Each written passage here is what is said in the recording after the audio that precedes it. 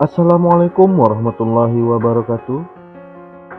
Saya Muhammad Subakti SPD, calon guru penggerak angkatan ke-9 SMKN 1 Tanah Jambu Air, Kabupaten Aceh Utara. Kali ini saya akan memaparkan video tentang diseminasi budaya positif dan aksi nyata modul 1.4. Adapun yang melatar belakangi kegiatan diseminasi budaya positif ini adalah masih rendahnya pemahaman yang dimiliki oleh warga sekolah, terutama guru, terkait penerapan konsep inti dari budaya positif yang ada di sekolah seperti disiplin positif, motivasi perilaku manusia, posisi kontrol guru, pembuatan keyakinan kelas atau sekolah, dan penerapan segitiga restitusi. Dengan pemahaman yang baik tentang konsep inti ini, maka akan terbangun budaya positif yang baik di lingkungan sekolah. Tujuannya adalah 1. Meningkatkan wawasan atau pengetahuan dan pemahaman tentang budaya positif di sekolah. 2. Terbentuknya motivasi atau dorongan intrinsik dalam diri siswa melalui pembuatan keyakinan kelas atau sekolah dan penerapan segitiga restitusi untuk menguatkan karakter siswa. Lini masa selalu berkoordinasi dengan kepala sekolah selaku pimpinan, berkoordinasi dengan para wakil kepala sekolah, serta melakukan diseminasi konsep inti budaya positif ke rekan sejawat. Adapun dalam pelaksanaannya, dibutuhkan dukungan dari kepala sekolah, wali kelas, rekan sejawat, siswa, guru BK, serta perlengkapan sarana dan prasarana untuk membuat keyakinan kelas seperti karton, kertas post-it, double tape, spidol, laptop, proyektor, spanduk, kamera, dan lain-lain. Berikut ini ragam aksi nyata budaya positif di SMK Negeri 1 Tanah Jambu Air.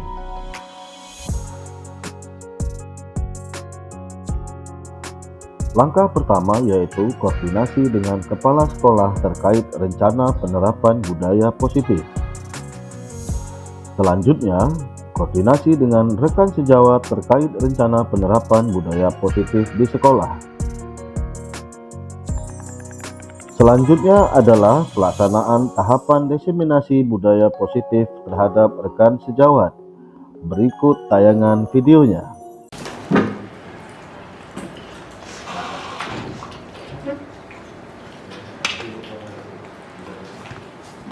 Bismillahirrahmanirrahim. Assalamualaikum warahmatullahi wabarakatuh.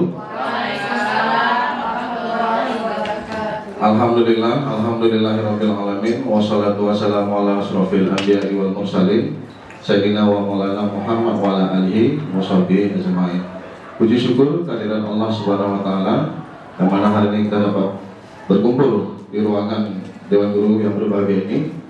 Kemudian selawat dan salam marilah sama-sama kita sanjung sajikan kepada baginda Rasulullah dan Nabi Muhammad SAW yang telah membawa umatnya dari alam kebodohan menuju alam yang penuh ilmu pengetahuan. Baik, yang saya hormati ya Bapak Kepala Sekolah yang mungkin saat ini tengah bertugas di tempat yang lain, dan saya hormati Bapak Ibu Dewan Guru dan seluruh rekan-rekan yang mungkin tidak dapat saya sebut satu persatu. Sebelumnya saya mengucapkan mohon maaf atas gangguan dari segi pembelajaran karena sela-sela kegiatan Bapak Ibu kami untuk hadir ya, kami minta untuk hadir dalam rangka kegiatan diseminasi budaya positif yang insya Allah nanti akan kami paparkan oleh saya pribadi dan juga oleh Ibu Nora Wahyuni SD. Sekaligus ucapan terima kasih karena sudah mau menyempatkan waktunya di sela-sela kegiatan pembelajaran hari ini. Bapak Ibu sekalian, ya mungkin sebagai pengantar, ya kami saat ini tengah berproses sebagai peserta calon guru penggerak angkatan ke-9. Yang alhamdulillah dari awal proses hingga tahap hari ini kami sudah melalui berbagai macam pembelajaran yang sangat positif, ya. Mulai dari pemikiran Ki Hajar Dewantara, kemudian kami banyak belajar tentang pemahaman konsep pembelajaran pembelajaran yang terkait dengan filosofi Ganjar Dewantara, kemudian ada lagi nilai-nilai dan peranan seorang guru penggerak, ditambah lagi ada visi guru penggerak hingga sampai di tahapan budaya positif. Nah, hari ini kami atau saya pribadi mungkin di sesi awal ini akan mencoba ya memaparkan kepada rekan-rekan sekalian, Bapak Ibu Dewan Guru, tentang apa makna budaya positif. Nah, jadi di sini kami coba berbagi, Bapak Ibu. Ya, sekali lagi berbagi, tidak ada maksud untuk menggurui, tidak ada maksud untuk mengajari Bapak Ibu sekalian, tapi sekali lagi ini konsepnya berbagi ilmu sekaligus berbagi wawasan. Nah, untuk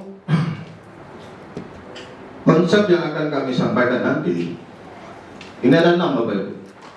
Ada 6. Yang pertama, definisi budaya positif itu sendiri. Ya. Kemudian yang kedua, disiplin positif dan nilai-nilai kebajikan universal. Lalu berikutnya yang ketiga, teori motivasi, hukuman dan penghargaan, restitusi. Insya Allah nanti saya akan memaparkan. Untuk poin keempat, keyakinan kelas, kemudian kebutuhan dasar manusia dan dunia berkualitas, dan yang terakhir restitusi, 5 posisi kontrol dan segitiga restitusi. Nah, dari ke-6 materi ini insya Allah ya secara singkat kami akan sampaikan ya, sekaligus menularkan ya pemahaman sekaligus pengalaman kami. Nah, adapun tujuan kegiatan ini Bapak Ibu, yaitu untuk seperti yang saya katakan di awal, untuk mensosialisasikan sekaligus memberikan pemahaman kepada seluruh warga sekolah, ya, seluruh warga sekolah. Tentang apa? Tentang pentingnya penerapan budaya positif di sekolah agar terciptanya suasana lingkungan pembelajaran yang berpihak pada murid. Ya, sebagaimana yang tertuang dalam filosofi Ki Hajar Dewantara. Lanjut Ibu. Nah, mari kita masuk ke bagian awal, definisi budaya positif. Ya, sebagaimana yang terlihat di layar, ya, definisi budaya positif, ya, apa itu budaya positif? Ya, mungkin kalau dari istilah kita sering mendengar istilah budaya positif. Tapi sebelum saya coba memaparkan, ini kira-kira Bapak Ibu ada yang bisa bantu nggak? Apa sih makna budaya positif itu menurut apa yang Bapak Ibu ketahui? Mungkin dari Bu Rahmi dulu barangkali bisa bantu. Silakan Bu. Iya, budaya positif yang Ibu pahami seperti apa maknanya kira-kira? Silakan. Ya, di tempat juga boleh. Assalamualaikum warahmatullahi wabarakatuh. Waalaikumsalam. Baik, terima kasih kepada Bapak Subakti. Menurut saya definisi budaya positif itu lebih dengan hal-hal positif yang dilakukan dalam aktivitas sehari-hari. Misalnya membiasakan hal-hal yang mengikuti peraturan, ataupun membudayakan untuk diri sendiri dalam hal kedisiplinan dan bertanggung jawab atas sesuatu hal. Oke, terima kasih untuk Bu Rahmi ya. Ini lebih ke arah kebiasaan positif budaya-budaya yang berlaku di sekolah gitu ya. Oke, thank you Bu Rahmi. Bu Sela, kira-kira menurut Ibu dari kata budaya positif itu apa yang menurut Ibu terlintas dalam benak Ibu? Mohon bantuan tanggapan Ibu, silakan. Kalau budaya positif itu sesuatu yang kita kerjakan itu bermanfaat bagi orang banyak. Bermanfaat bagi orang banyak. Oke. Jadi lebih kepada konteks kebermanfaatan. Kalau Pak Abdullah, izin Pak Abdullah. Kalau menurut Pak Abdullah, budaya positif itu apa Pak? Budaya positif. Menurut versi Pak lah. Menurut saya budaya positif itu yang yang terbaik, maksudnya dengan nilai yang ada nilainya lebih baik daripada negatif. Oke, jadi lebih kalau nggak negatif ya positif malah ya. Ya lebih tentang gitu. Oke, tepuk tangan untuk semua rekan-rekan sekalian. Jadi begini Bapak Ibu, ya memang ini sekali lagi pemahaman ya, tidak masalah Bapak Ibu menjelaskan berdasarkan versinya masing-masing.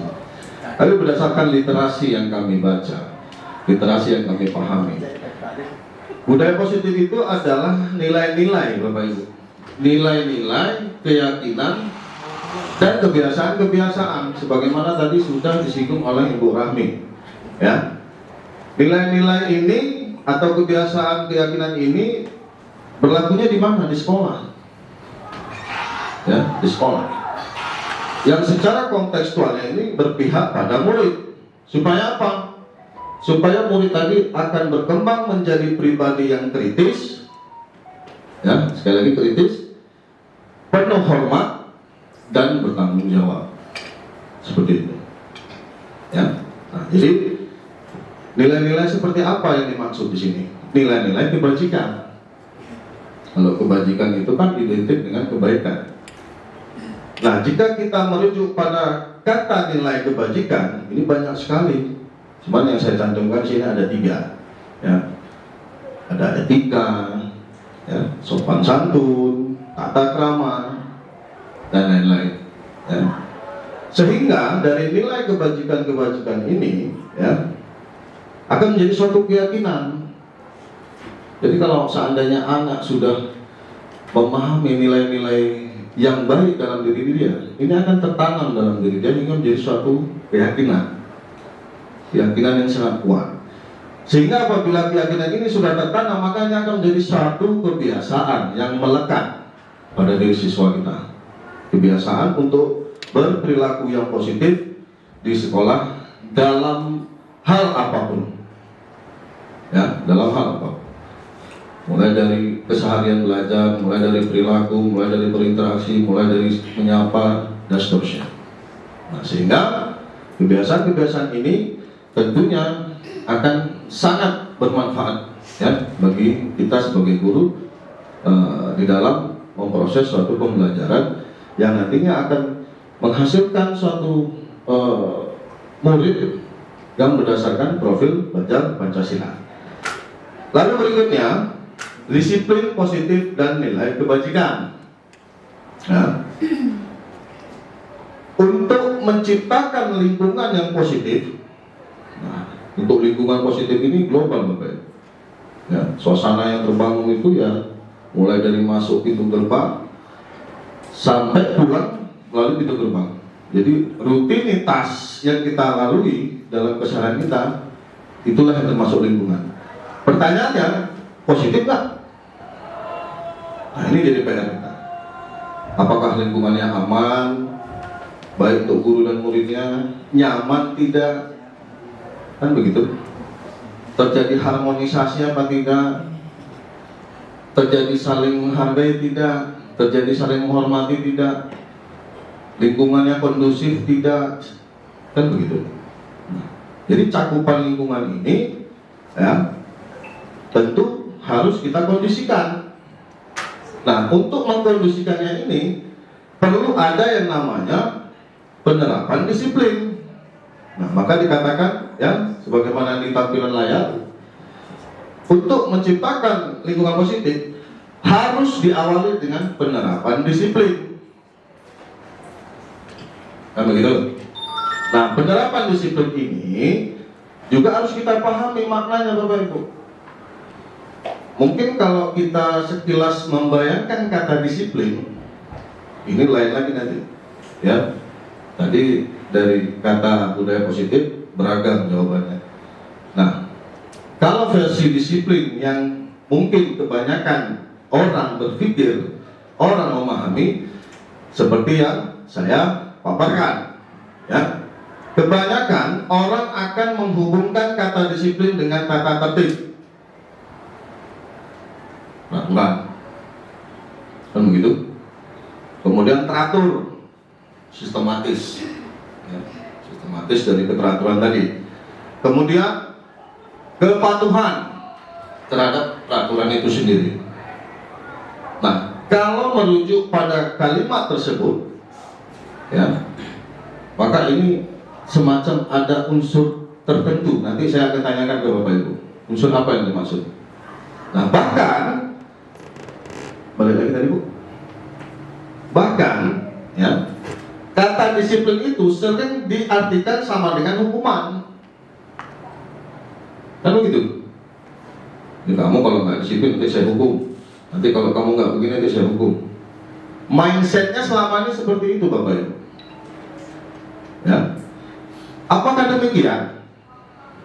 Nah, ini akan kita jawab. Nah, jadi, oke, lanjut Bu.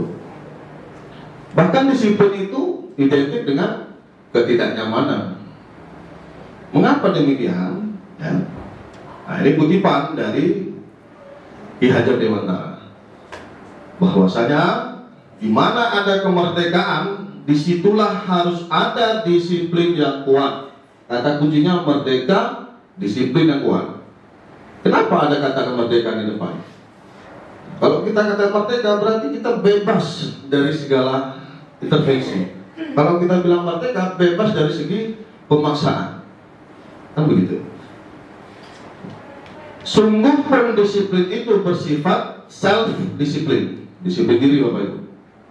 Ya? Yaitu kita sendiri yang mewajibkan kita dengan sekeras-kerasnya. Jadi terkadang musuh terberat itu ya diri sendiri. Apa itu? Rasa malas, antipati, ya, dan banyak lagi hal lainnya. Tetapi itu sama saja, ya, sebab jikalau kita tidak cakap melakukan self disiplin, nah ini lagi-lagi Bapak Ibu, kalau nggak sanggup kita disiplinkan diri kita sendiri, maka apa yang terjadi? Wajiblah penguasa lain mendisiplin diri kita melalui apa? Melalui perintah, aturan, tata tertib dan sebagainya. Dan peraturan demikian itulah harus ada di dalam suasana yang merdeka. Jadi di sini apa yang dapat kita simpulkan Bapak Ibu? Mungkin rekan-rekan bisa membantu Pak Muhajir dari apa yang terpapar dari pemikiran seorang Ki Hajar Dewantara, bisa bantu? Apa maknanya? Pak Dan, barangkali? Oke, lewat. Nah, komen Bu Pak, dari apa yang disampaikan seorang Ki Hajar Dewantara ini Bu, apa makna yang bisa Ibu dapat di sini? Ya Pak. Oh, oke, silakan Pak Puji. Ini kalau lomba dan menang nih Pak Puji. Silakan Pak Puji. Assalamualaikum warahmatullahi wabarakatuh. Waalaikumsalam. Terima kasih atas kesempatan yang sudah diberikan. Ya. Saya cuma mencoba menelaah, walaupun telaah saya nanti ada kekurangan ataupun agak Oke, nggak apa-apa Pak Puji. Nah, yang dimaksud di sini yaitu salah satu yang Bapak sudah sampaikan tadi adalah disiplin diri kita sendiri. Ya. Salah satu adalah bagaimana mendisiplinkan diri kita sendiri. Contohnya, salah satu yang sudah Bapak uraikan tadi kah mempunyai sifat malas, ya kan? Ya. Nah, sifat malas ini merupakan sesuatu sifat yang memang bertolak belakang dengan kata disiplin. Ya. Ya kan? Setelah itu, setelah Bapak uraikan tadi, bagaimana kita mengoreksi atau mencoba untuk melawan sifat malas tersebut. Nah, ada saya dengar tadi Bapak menyampaikan, entah itu benar atau salah menurut penilaian saya, apabila kita malas misalkan kan, bagaimana kita menyingkirkan sifat malas tersebut? Salah satu adalah ada dorongan dari kawan sejawat atau sahabat-sahabat yang mungkin seperti kita di sini ada dorongan dari pihak-pihak lain untuk supaya kita bisa bergerak dan bisa mendisiplinkan diri dengan cara melawan rasa malas itu. Oke. Menurut saya seperti itu, Pak. Oke, Pak Puji. Tepuk tangan untuk Pak Puji. Oke. Lupa tadi ya, yang tadi sedikit sudah mau cuap-cuap tadi. Apa tadi Pak? Apa-apa Bu. Kira-kira gimana? Kalau mau lanjut Ibu, silakan. Oke, silakan Ibu.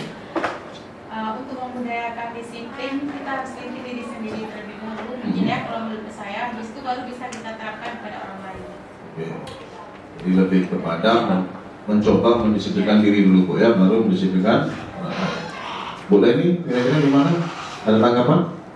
Mungkin kurang lebih sama ya. Sama Bu ya. Tentu di disiplin itu kan harus mulai dari diri sendiri. Yes. Nah, supaya terbiasa disiplin tentu kita harus memaksakan sebenarnya diri kita untuk Iya. terbiasa dengan disiplin. Oke, plus lagi lah untuk Bu Leni dan Bu Ban ya. Terima kasih atas tanggapannya. Ini nggak mau tepuk tangan yang meriah nanti nggak dapat hadiah. Oke, lanjut Ibu. Baik, jadi jawabannya sebetulnya sudah substantif ya, sudah kena. Nah, ini saya hanya memperjelas. Izin Bu Nora, next.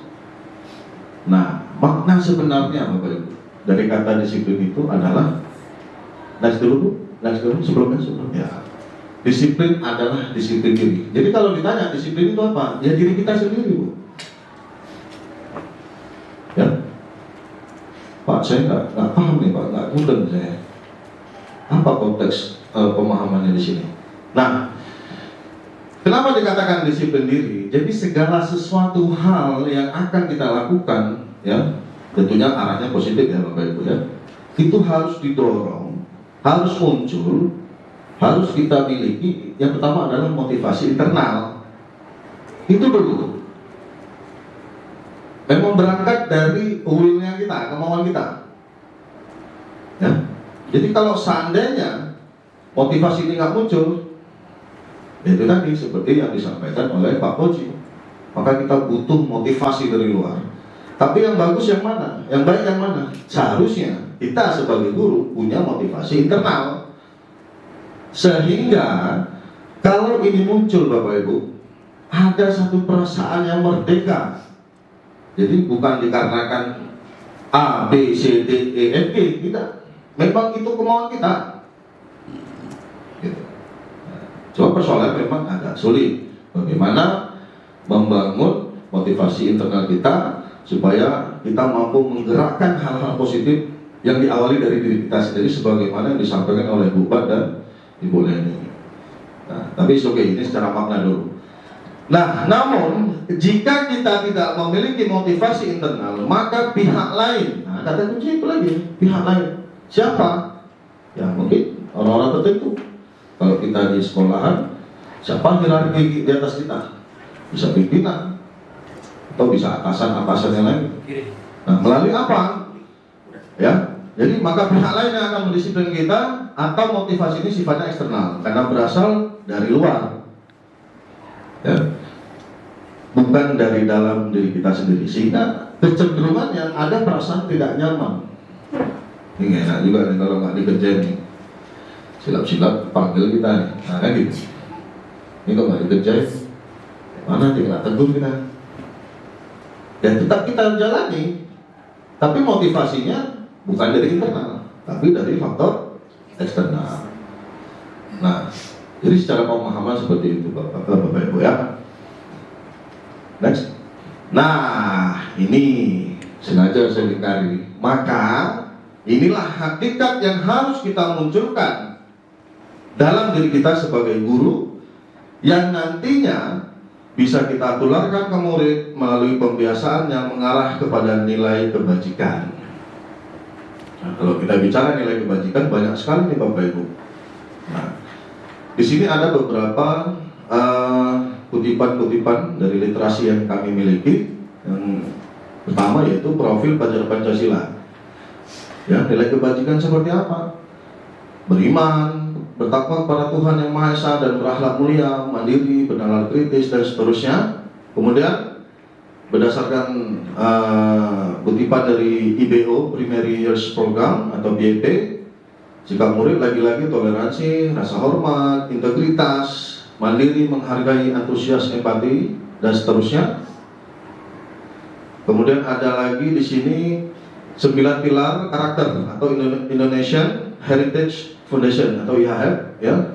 Lagi-lagi ada kemiripan Bapak Ibu ya dengan yang sebelumnya, cinta Tuhan, kemandirian, tanggung jawab, kejujuran, hormat dan santun dan seterusnya. Kemudian the 7 essential virtues ya, building moral intelligence. Di sini ada empati, suara hati, kontrol diri, rasa hormat, kebaikan, toleransi, keadilan. Kemudian ada lagi petunjuk sumber hidup dan keterampilan hidup. Di sini banyak sekali, komplit, ya, sebagaimana yang terlihat. Nah, kemudian The Virtus Project atau proyek nilai-nilai kebajikan New Image. Ini banyak sekali cakupan-cakupan nilai kebajikan yang bisa kita munculkan dan bisa juga kita tumbuh kembangkan melalui penularan kepada siswa kita. Ya. Nah, tadi kita sudah menyinggung materi tentang disiplin diri yang motivasinya dari internal dan ada yang eksternal. Sekarang kita akan mencoba mengulas atau mengkaji tentang teori motivasi. Ya, apa itu teori motivasi? Hukuman, penghargaan, dan restitusi. Nah, ini menarik Bapak Ibu. Ya, kita next book. Diana Goshen, ya, dalam bukunya Restructuring School Discipline menyatakan ada 3 motivasi perilaku manusia. Ini seorang peneliti Bapak Ibu. Berdasarkan risetnya ada 3 motivasi yang ada pada manusia. Yang pertama, untuk menghindari ketidaknyamanan atau hukuman. Ya, ini kita coba tilik kembali lah ke diri kita. Ya. Kemudian yang kedua, untuk mendapatkan imbalan atau penghargaan atau hadiah atau pujian dan sejenisnya. Nah, yang ketiga, untuk menjadi orang yang mereka inginkan, ya, dan menghargai diri sendiri dengan nilai-nilai yang mereka percaya. Nilai-nilai apa? Ya tadi, nilai-nilai kebaikan tadi. Jadi ketiga hal ini, nah ini kalau kita merefleksikan diri kita berada di mana ini Bapak Ibu? Sehingga pertanyaannya itu dulu. Ya, kita melakukan sesuatu karena apa? Takut? Atau takut kena sanksi, hukuman, kena denda? Kenaan nomor 1 dulu, ya kan? Oh, udah naik jabatan ini, udah naik pangkat. Kira-kira kalau udah larinya gitu, poin nomor berapa Bu Ubat? Nomor 2 lah ya kan? Penghargaan ya? Ya. Ih, cantik nih ya, nah, nih cantik kali lah nih. Ih, siapa punya nih? Nah, pujian. Berarti motivasinya karena pujian, penghargaan deh. Lalu yang ketiga, kok mau lah Bapak nih capek-capek bakar sampah? Kan sudah ada petugas ya Pak. Ya sayang kita nih besar sekolah ini. Gak dibakar sampah numpuk, gak apa-apa lah. Hitung-hitung cari keringan. Nah itu poin nomor 3 Bu. Itu hal simpelnya ya. Jadi kita nggak perlu ada dipengaruhi oleh apa? Kenapa nggak bakar sampah? Takut dimarah sama pimpinan? Nggak begitu. Kenapa? Biar dapat pujian nggak juga. Buktinya nggak terlihat. Ya. Tapi lebih kepada keyakinan dia bahwasanya ini hal positif, hal baik. Ya nggak masalah lah kita buat. Ditengok nggak ditengok, dihargai nggak dihargai, penting saya sudah berbuat yang terbaik. Jadi keyakinan itu yang ada dalam diri kita yang harus kita munculkan Bapak Ibu. Nah, lalu muncul pertanyaan. Jadi di level kita tadi itu kita agak sulit ya memposisikan. Tapi mudah-mudahan sekarang sudah terjawab lah. Lalu pertanyaan berikutnya, di manakah letak posisi murid kita Bapak Ibu? Belum tentu. Anak kita ini baik-baik Bapak Ibu, ya, kayak Wandi itu tergerak dia sendiri. Nah, ada dia dapat honor dari sini, enggak mau dia membantu. Nah, ini termasuk motivasi yang ketiga Bapak Ibu. Ya Wandi ya. Nah, nanti urusannya di belakang. Oke, next Ibu. Nah, kalau motivasinya dikarenakan nomor 1 tadi Bapak Ibu, nah, takut dia, ya, cemas dia, maka akan terjadi seperti gambaran yang ada di layar. Anak akan cenderung lebih takut, cemas. Kayak mana ini aku kalau nggak kerjain PR ini? Habis awak ini dibuat sama ibu nih, habis awak dibuat sama bapak nih. Aduh. Obat kan? Iya. Iya. Ini bahaya nih Pak Abi ini. Nggak dikerjakan nanti, besok ditindak. Kan? Nah, kayak gitulah cerminan anak kita selama ini Bapak Ibu. Ngasih Wandi senyum-senyum dah situ. Tahu kali lah Pak B ini. Seharusnya Wandi nggak boleh nonton ini, ya. Tapi nggak apa-apa lah. Ya berbagi kita Wandi ya. Nah, sehingga rasa cemas, rasa takut ini akan memunculkan motivasi yang nomor satu tadi Bapak Ibu. Ya. Dia menghindari ketidaknyamanan daripada kena masalah, bagus ku kerjain lah. Daripada nanti kena hukuman, nah, begitu. Dan seterusnya. Ya. Next, Ibu. Nah, untuk yang berikutnya, sometimes, ini bahasa Inggrisnya saya sekali ya kan. Boleh. Motivasinya yang kedua ini kita terapin ke anak-anak. Boleh. Untuk jangka waktu yang singkat dan jarang, boleh sesekali untuk men-trigger, ya, men-trigger, memancing. Tapi persoalannya jangan sering-sering juga. Mengapa demikian? Hati-hati. Nah, coba Bu, hati-hati Bapak Ibu. Ini saya kasih tanda sinyal hati-hati. Kenapa hati-hati? Ya, ada Bu. Jika berlebihan akan berdampak buruk. Bukan malah bagus. Jadi seumpamanya begini, kayak anak kita di rumah. Jadi kita contohkan lah, misal Bu Sela minta tolong, nak, pergi mama bantu belanja dulu. Mak, ada duit baliknya nggak mak? Oh ada. Nah, kali nggak ada, malas aku mak katanya. Berarti dia tolak ukurnya uang tadi. Kalau sekali-sekali boleh Bu. Gitu juga sama siswa kita, apresiasi kita ada. Yang berupa pujian terserah, berupa materi silakan. Tapi begitu sekali putus pemberian kita, mulai nih, apa yang terjadi? Akan merusak hubungan. Nah, jelas Bapak. Kemarin awak dikasih, ini tak dikasih. Nah, gitu. Jadi tolak ukur berpikirnya jadi lebih ke materi.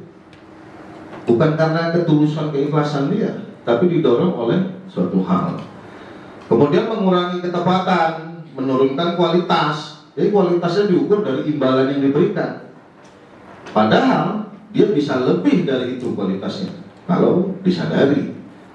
Nah, yang nomor 3 Bapak Ibu, motivasi yang memang munculnya dari diri sendiri. Karena apa? Karena dia menghargai dirinya sendiri. Apa yang dihargai? Nilai-nilai yang dia yakini. Jadi sebagaimana kita lihat dari contoh yang saya buat itu, Bapak Ibu coba perhatikan, ada nggak seorang guru di sampingnya? Tak ada.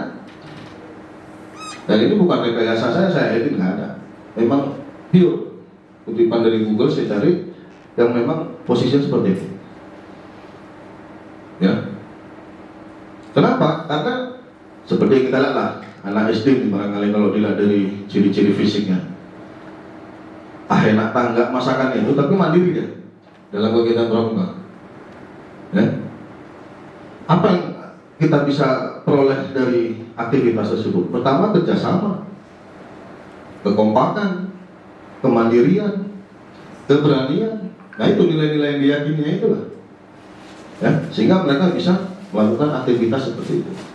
Kemudian yang kedua, ada 2 anak laki-laki dan perempuan ya. Yang satu menggunakan laptop, yang satu menggunakan HP. Ya, kreatif dia. Kemudian bernalar kritis, ini gimana caranya, ini gimana. Untuk usia anak seusia seperti itu, saya yakin ini udah jauh lebih mandiri ya. Mereka mampu menggerakkan diri mereka sendiri, belajar secara keinginan mereka, ya, tanpa dipaksa. Kok tahu apa nggak dipaksa? Ya seperti itulah gambarnya Bapak Ibu. Ya, kalau dipaksa kan pasti ada orang tuanya yang di sebelahnya itu maksa-maksa. Kemudian yang berikutnya lagi, ini ada sekumpulan anak SD ya. Ini sedang mengangkut sampah nih, kayaknya kesusahan mereka nih, tapi mereka kok semangat gitu. Kok bisa ya? Itu tadi Bapak Ibu. Ya. Keyakinan yang mereka miliki. Ini kalau kita bersama-sama gotong royong, sekolah kita jadi bersih. Ini kalau sama-sama kita bergerak, ya di samping juga mereka bermain-main ya. Mereka tentunya akan mencari apa sensasi kebersamaan itu di sela-sela bermain. Oke, silakan lanjut Bu. Nah, kalau itu sudah tercapai Bapak Ibu, ini yang benar, ini yang pas, ideal. Motivasi yang ketiga, ya, kalau kita sudah mampu mengantarkan anak kita menjadi anak yang dapat memotivasi dirinya berdasarkan proses menghargai diri sendiri berdasarkan nilai-nilai yang diyakini, maka kita dianggap sudah berhasil. PR-nya banyak kita Bapak Ibu. Makanya mindsetnya kita geser. Kita sebagai guru, mindsetnya kita ubah. Maka tadi di awal saya tekankan kalimat berpihak pada murid. Ya, seperti itu. Next. Nah, berikut ini ada tabel ya, perbedaan antara hukuman, konsekuensi dan restitusi. Ya, tapi sebelum saya masuk ini, untuk pemahaman tentang 3 motivasi tadi, kira-kira Bapak Ibu bisa nggak menceritakan pengalaman, mungkin pengalaman nyata di kelas yang terkait dengan 3 motivasi tadi? Bu Syawani, mungkin ada? Cukup? Bu Erlina barangkali dari 3 motivasi tadi, mungkin ada pengalaman pribadi Bu yang terkait 3 motivasi tadi. Silakan Bu. Mungkin ada? Oh, enggak. Bu Wilda? Pengalaman yang Ibu alami di kelas, mungkin ada barangkali? Kalau tentang motivasi yang 3 tadi, saya lihatnya anak-anak kita lebih ke yang pertama. Belum ada kesadaran diri dalam diri anak-anak kita untuk berubah lebih baik atas kesadaran diri dia, tidak. Tapi dia lebih kepada takut kena hukuman. Yang sebenarnya hukuman sama reward itu kan tidak perlu kita biasakan di kelas. Ya. Itu sebuah kebiasaan yang kurang baik. Tetapi menurut keadaan, karena anaknya minta seperti itu, ya kita pun terbawa. Oh begitu. Tapi cakep ya, keren ya. Ini pengalaman Bu Wilda ini bisa nih, ya, bisa jadi satu satu observasi bagaimana kita menggeser yang mindset anak-anak tadi yang semula karena reward atau punishment tadi, kita geser ke arah poin nomor 3. Gimana caranya? Ini yang menjadi tantangan kita. Oke, thank you Bu Wilda. Ibu Putri ada? Oh lewat. Ibu apa yang di sana nih? Ibu Yusnida. Yusnida. Ya, ada 2 soalnya. Ada Ibu barangkali tanggapan? Ya, Pak. Sama juga, maksudnya kalau anak itu kan lebih yang kita paksa. Oke. Tapi kalau kita kaitkan ya Ibu, ini kebetulan kan ini momentumnya pas ya, pojok kelas. Iya. Nah, ini pengalaman Ibu gimana ketika menggerakkan anak-anak untuk mengkondisikan pojok kelas tadi seperti apa? Bisa berbagi cerita kira-kira? Ya, pertama memang kita ya seperti kita paksa memang. Awalnya. Awalnya kita paksa memang, tapi kalau sudah bergerak, ya orang itu ada keinginan sendiri nantinya. Oh begitu. Nah, memang harus kita paksakan dulu. Lebih Jadi kepada misalnya kita memang harus tapi saya kurang agak pas Pak Said, mungkin lebih mengarahkan ya. Kita mestinya ya kan tahu sendiri lah Pak, kalau siswanya ya Pak. Nah, kebetulan kalau saya pun banyak siswa. Ya. Sama Bu. Iya, cuma kalau yang cewek ya mungkin agak lumayan. Ya, tanpa kita arahkan pun mereka udah tahu. Oke, thank you. Makasih Bu Yesa. Pak Meri mungkin ada berbagi sedikit? Assalamualaikum warahmatullahi Waalaikumsalam. Mungkin tidak terlalu beda dengan Bapak Ibu mungkin. Pengalamannya begini, di saat pojok kelas juga di situ 2 hari kita mengkoordinir anak-anak itu, mengkondisikan anak untuk bekerja sama, tapi akhirnya sama kerja. Jadi kalau misalnya kita suruh untuk membersihkan itu semua, jadi yang lain tidak membuat. Jadi ketika pada hari yang lain saya coba dengan keadaan yang lain, saya bagi. Jadi yang tukang bersih kayu bersihin kayu, yang tukang paku, ya mereka paku. Kelompokkan Pak ya. Jadi saya kelompokkan yang kecil-kecil hingga menjadi 4 kelompok. Jadi dengan begitu motivasinya beda. Beda. Jadi mereka bisa menyelesaikan dalam waktu yang. Lebih condong kemana Pak dari 3 motivasi yang muncul dari penjelasan ini Pak? Lebih ke arah poin 1, 2, dan 3? Memang agak pemaksaan. Oh gitu ya. Nanti poin nomor 1 juga ujung-ujungnya ya. Oke, terima kasih tepuk tangan sekali untuk rekan-rekan sekalian. Nah, baik Bapak Ibu, kita lanjut ke materi hukuman, konsekuensi, dan restitusi. Nah, ini satu konteks kalimat yang memang perlu kita cermati Bapak Ibu ya. Ini menyangkut masalah tindakan. Jadi kita lihat kalau udah bicara masalah hukuman identik dengan ketidaknyamanan. Untuk hukuman ini saya sampling ya, sampling apa perbedaan atau perbandingan antara hukuman, konsekuensi, dan restitusi. Yang jelas, apapun bentuk yang terjadi di hukuman itu akan menyebabkan identitas gagal pada siswa kita. Ya, poin pertama adalah sesuatu yang menyakitkan harus terjadi. Itu kalau konsep hukuman seperti itu. Anak akan mengalami sesuatu yang menyakitkan dan itu harus terjadi. Nah, why, kenapa nanti akan saya jelaskan di akhir sesi. Kalau konsekuensi sesuatu itu memang harus terjadi, tapi tidak menyakitkan. Nah, jika kita geser ke ranah restitusi, ya, proses restitusi itu adalah merupakan pilihan. Restitusi itu apa? Insya Allah nanti juga akan saya jelaskan di akhir sesi. Kemudian di kolom berikutnya, di posisi hukuman ya, tidak nyaman untuk murid atau anak untuk jangka waktu panjang. Enak lagu juga bapak itu. Oh bisa menghindar ke taman. Nah, ini ada kesan dia tuh jumpa kita aja nyaman ya. Kalau kita konsepnya memberi hukuman. Kemudian kalau konsekuensi tidak nyaman tapi jangka pendek. Hari ini dia ngambek, besok kita salami dia, udah baik kan? Itu konsekuensi. Kemudian restitusi, menguatkan untuk murid dalam jangka waktu yang panjang, menguatkan karakternya Bu. Nah, jadi supaya tidak berlama-lama, langsung aja Bu, next.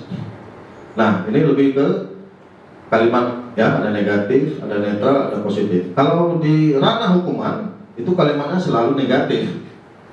Ya contoh ya, awas kalau dilakukan lagi ya. Nadanya juga kayak gitu Bapak Ibu. Nanti awas kamu, wah, udah kayak ancaman ini.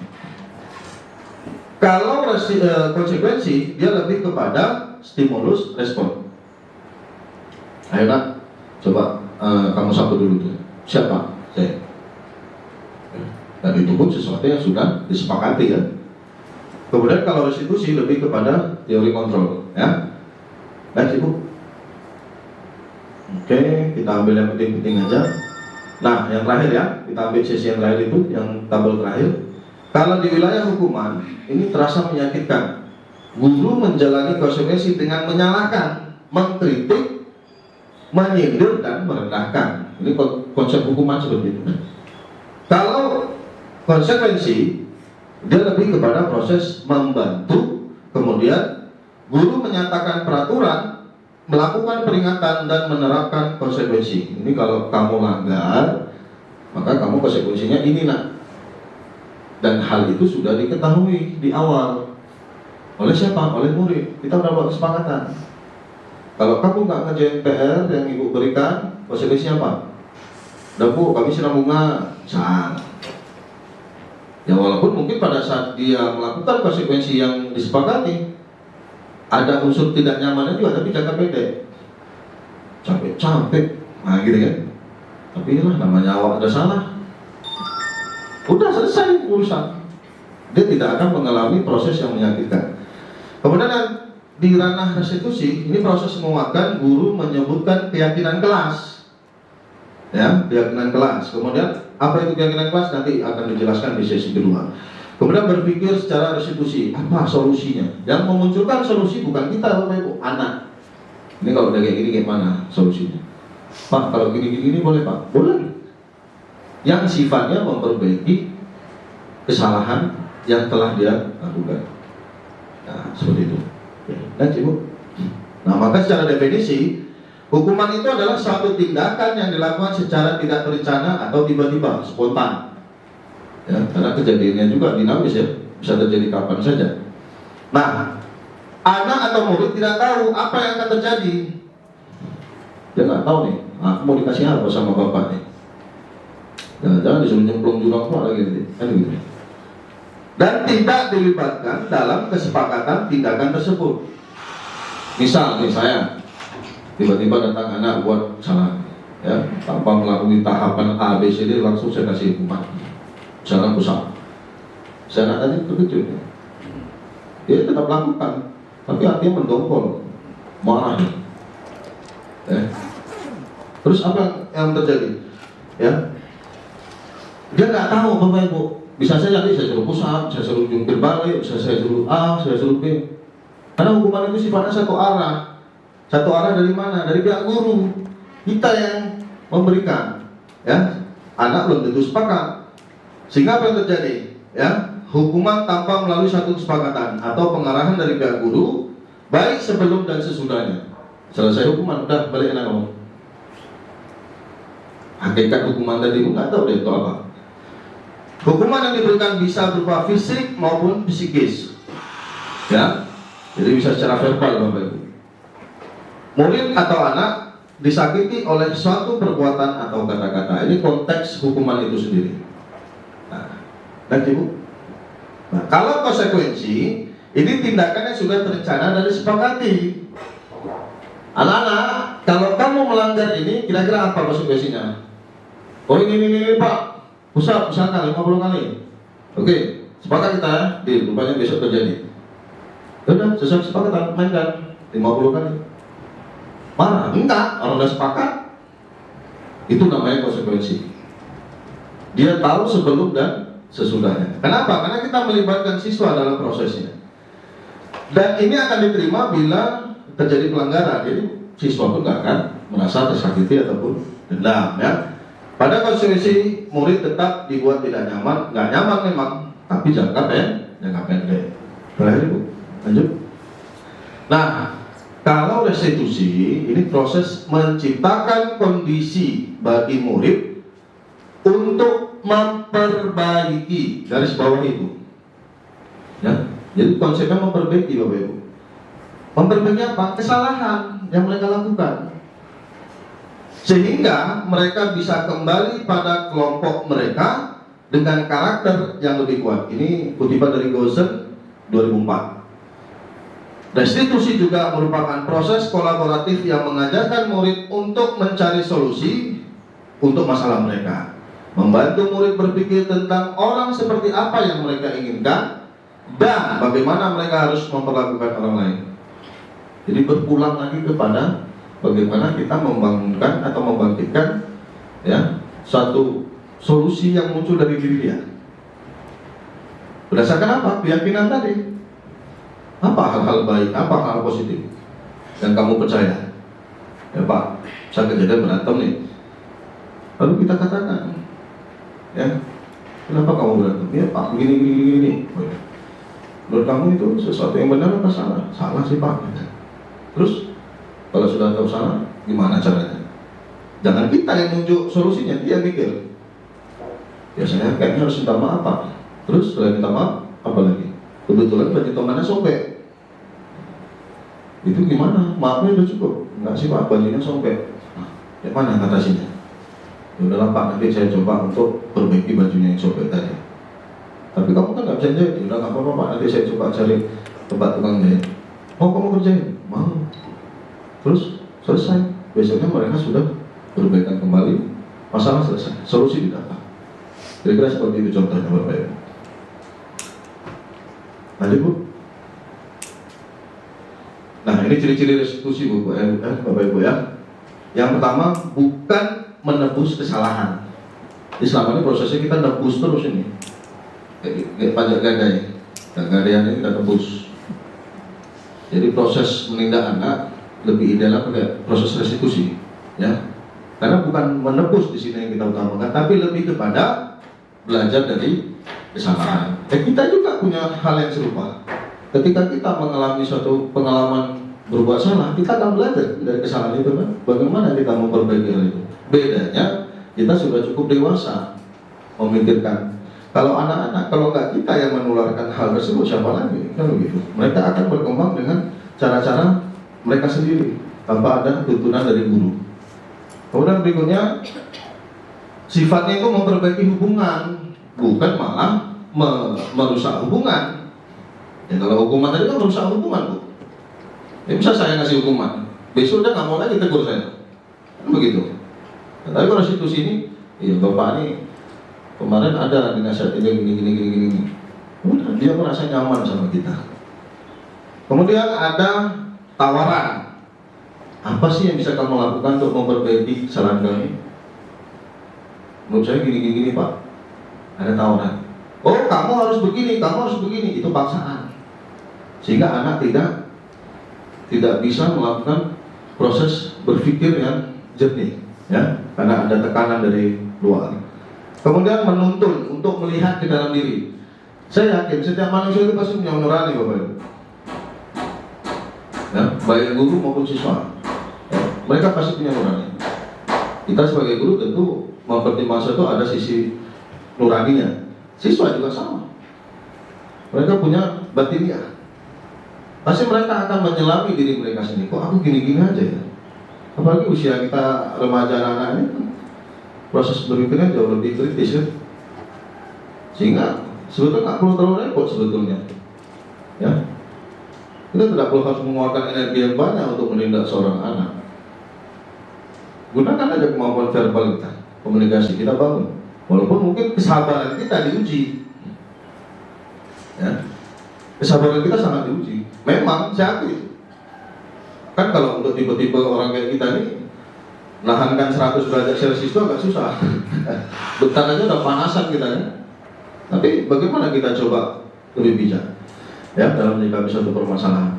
Next, bentar Bu ya. Kemudian restitusi adalah cara yang paling baik, karakter. Lebih fokus ke karakter ya, bukan tindakan. Kemudian menguatkan, kemudian lebih fokus pada solusi, bukan tindakan Bapak Ibu, solusi. Ya. Kemudian restitusi mengembalikan murid yang berbuat salah pada kelompoknya. Ini agak anomali ketika kita selama ini melihat ada anak berbuat salah, dia langsung tuh begitu balik ke kelompok dijauhi, dikucilkan tuh. Oh, kau gini, malas aku dari kau. Kalau kena aku ini.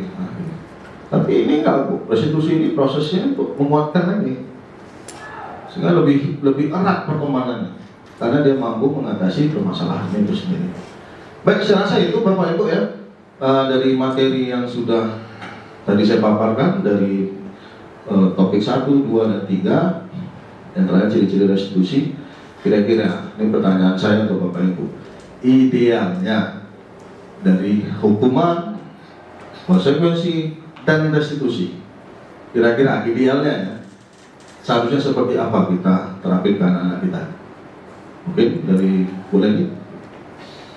Kalau dari apa yang sudah dipaparkan tadi, mungkin idealnya yang paling baik menurut saya ya mungkin yang Ya. restitusi itu ya. Iya, restitusi. Bu Bagis, gimana kira-kira? Menurut saya Iya. restitusi. Iya Bapak. Bapak-bapak, Pak Dar. Kira-kira gimana nih Bapak dari calon guru penggerak nih? Angkatan ke-11 ya? Ya, ada pertanyaan. Oke, silakan Pak. 1 menit aja Pak, waktu singkat. Dan ada sesi 2. Misalnya contoh Pak ya, Nah, misalnya ada siswa sangat marah sama Pak Darmawan, oke. kita dikasih hukuman. Hukuman ya? Terus Pak B tiba-tiba ada ruang khusus. Nah, Ini ceritanya siswa cowok. ya. Pak B ada ruang khusus. Nah, Bagaimana cara Pak B membuat siswa itu ketawa spontan? Kalau saya banyak trik Pak. Nah, Bagi bagi- contoh Pak B, nah, biar siswa itu langsung ketawa. ya, sebetulnya banyak triknya Pak. Cuma, Coba kasih contoh. ya lagi-lagi begini Pak. Ini siswa cowok. Iya betul. Ini siswa lagi marah kita bawa lucu, itu bisa-bisa 2 risikonya Pak. Sama Pak Darmawan saya sudah berselang buatnya. Oke, oh ini udah bersalah. Oke, gampang sekali Pak. Nanti Pak B Ah, siswa yang marah ini bisa ketawa sama Pak B. Bagaimana itu? oh, kalau berdasarkan pengalaman Pak Lah ya tentu memang ini nggak langsung Pak Lah, nggak spontan Pak Lah, ada proses step by stepnya. Macam cerita Yang istilahnya sekarang Pak Lah, ini saya jawab dulu. cerita Tibet melakukan. Itu zaman bahola. Tapi poin yang sekarang adalah, ini Bapak Ibu ya, saya berbagi sedikit. Ada tahapan yang paling ideal, yaitu namanya segitiga restitusi. Nah, apa itu segitiga restitusi? Insya Allah nanti akan disampaikan oleh Ibu Nora di sesi kedua. Ini karena keterbatasan waktu Bapak Ibu, jadi sekali lagi untuk sesi tanya nanti belakangan waktu setelah Ibu Nora menyambung paparan. Mungkin itu saja dari saya. Mohon maaf atas segala kekurangan. Terima kasih. Wabillahi taufiq wal hidayah. Assalamualaikum warahmatullahi wabarakatuh.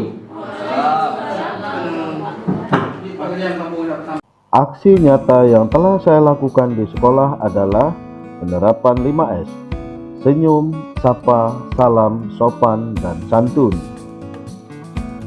Selanjutnya, implementasi disiplin positif berupa pelaksanaan apel pagi guru dan siswa sebelum kegiatan belajar mengajar dilakukan. Berikutnya, implementasi budaya positif, pengajian rutin guru dan siswa yang selalu dilakukan setiap hari Jumat. Implementasi keyakinan kelas, menjaga kebersihan di ruang praktek.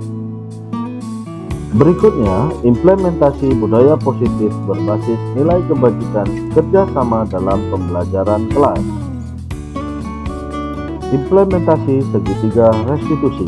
Berikut cuplikan videonya. Jadi gini, saya tadi habis berantem nih. Siapa? Itu loh sama si Rizky itu.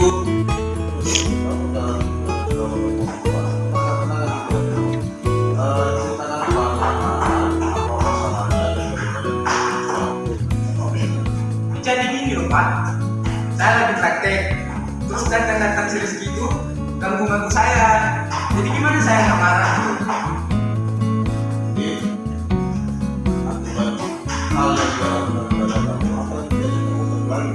Ya saya berkelahi Pak sama dia.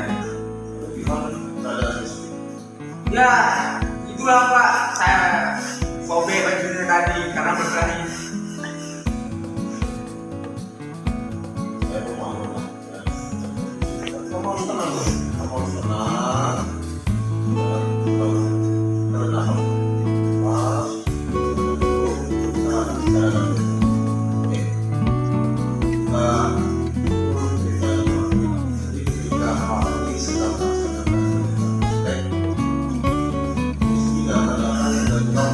Ya Pak.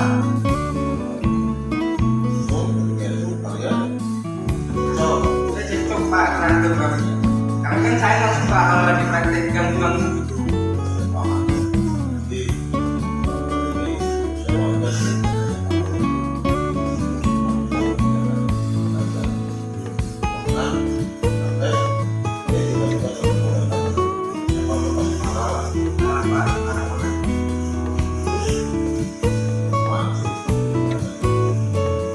Tahu Pak itu mana?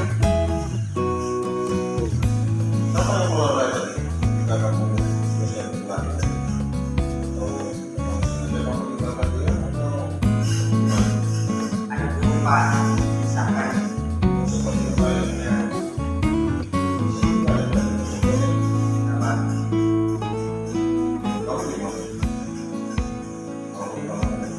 Benar sih, dari segi motivasi kamu maka itu saya tidak ngalamin motivasi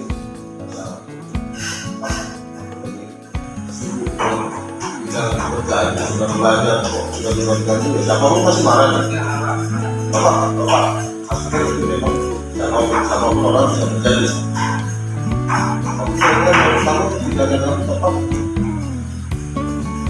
Salah sih Pak. baik itu ada balik Indonesia kejadian orang yang celaka atau terluka atau mungkin ada hal lain yang dicurigai gitu ya. Pak, semuanya aja. Lalu gimana tanggapan kamu tinggalkan kamu tidak ada masalah Salah sih Pak. dari nilai-nilai yang nilai kamu jadi sudah kamu makan? Kayaknya sih saling percaya sama. Nah, saya lihat kamu juga sudah mulai memahami konsep dari pemahaman itu. Dengan menerapkan budaya positif di lingkungan sekolah, maka diharapkan tujuan untuk membentuk pribadi murid yang aktif, mandiri, bertanggung jawab dapat segera diwujudkan melalui tahapan-tahapan yang sudah diuraikan pada modul 1.4. Sebagai guru, hendaknya kita senantiasa untuk memposisikan diri kita sebagai seorang manajer yang selalu mengarahkan murid untuk menemukan solusi terhadap berbagai permasalahan yang dihadapinya, sehingga ia akan menjadi pribadi yang lebih baik berdasarkan motivasi internal dengan selalu meyakini nilai-nilai kebajikan yang ada dalam dirinya. Terima kasih sudah menyaksikan video ini, semoga bermanfaat bagi kita semua. Wassalamualaikum warahmatullahi wabarakatuh.